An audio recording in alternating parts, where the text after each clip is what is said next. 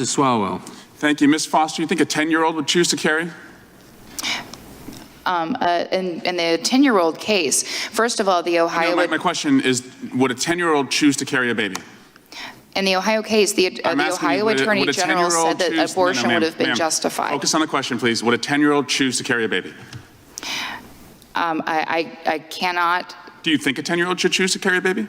I believe it would probably impact her life, and so therefore it would fall under any exception and would not be an abortion. Wait, it would not be an abortion if a 10-year-old with her parents made the decision not to have a baby that was the result of a rape? If a 10-year-old became pregnant as a result of rape and it was threatening her life, then that's not an abortion. So it would not fall under any abortion restriction in our nation. Ms. Warbelow, are you familiar with disinformation? Yes, I am. Did you just hear some disinformation? Yes, I heard some very significant disinformation. Why don't you tell me about that? Yes, an abortion is a procedure. It's a medical procedure that individuals undergo for a wide range of circumstances, including because they have been sexually assaulted, raped in the case of the 10-year-old.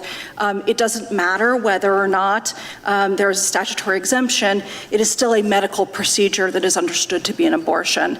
Beyond that, I think it's also important to note that there is no exception for the life or the health of the mother in the Ohio law. That's why that 10-year-old had to cross state lines in order to receive an abortion. Mr. Chairman, and thank you, Mr. Warbelow, Ms. Warbelow. Mr. Chairman, yesterday, Jim Jordan sent out a tweet that I'd like to put into the record with unanimous consent, and I'll read it in a moment.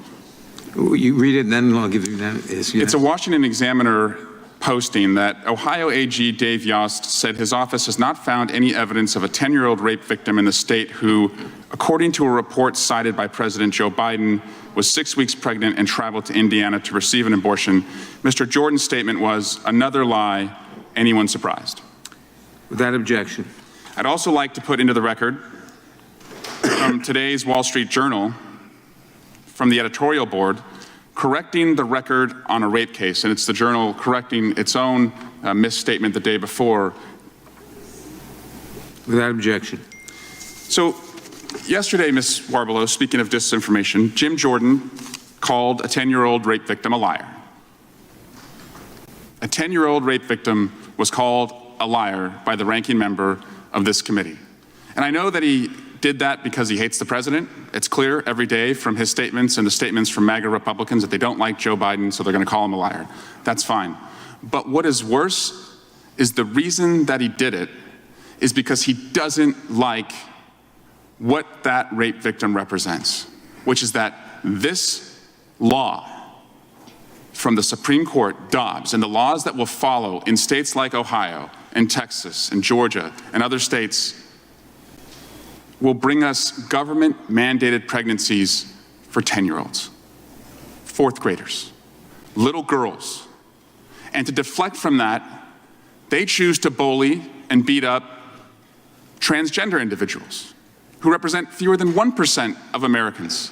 And they try and deflect that because they don't want anyone in America to realize that they don't just want to wage a war on women, they're now expanding it to a war on little girls.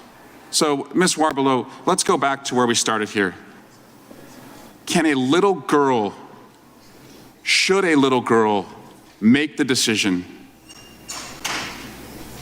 to have a forced government pregnancy? Should she ever be put in that position?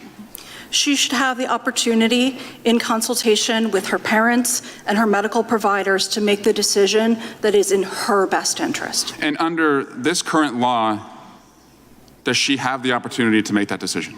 She does not under Ohio law. Mr. Chairman, again, this is not about someone's ability to make a kitchen table decision with their family. It's about MAGA Republicans who want to control not just women, but little girls, and to put us into an era of government-mandated pregnancies without the opportunity to make that important kitchen table decision that will affect them for the rest of their life. And I yield back. Gentleman yields